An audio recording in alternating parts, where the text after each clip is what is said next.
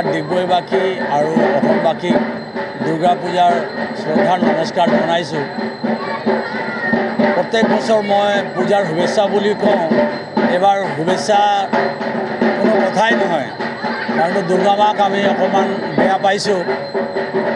এটা সময়ত লৈ গ'লে বেলেগ কথা আছিলে, চবেই এদিন যাব, কিন্তু আমাৰ জুবিনক আমাক দৰকাৰ আছিলে, অসম ৰাইজক দৰকাৰ আছিলে, অসমীয়া কালচাৰক দৰকাৰ আছিলে।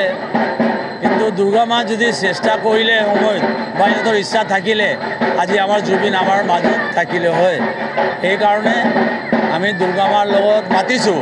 আৰু মোৰ যোনটো ধাৰণা, ডিগবৈত বাকী পেণ্ডেলত দুৰ্গা মা কিমান যায় কিমান নাযায় ইহঁতি জানে, কিন্তু মোৰ পেণ্ডেলত দুৰ্গা মা আহে, মোৰ লগত কথাও পাতে।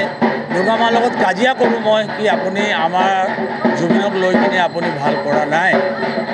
সিও নিঃশব্দ হৈ যায়, একো মাতিব নোৱাৰে, খালি এইটোৱে কয় তাৰ ইমানেই লেখা আছিলে, মোৰ কোনো গাত ভুল নাই।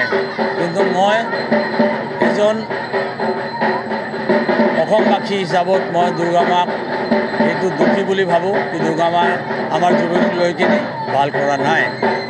আৰু আকৌ মই আমাৰ ডিগবৈবাসী আৰু অসমবাসীক মই দুৰ্গা পূজাৰ শ্ৰদ্ধাৰ নমস্কাৰ কৰিছোঁ।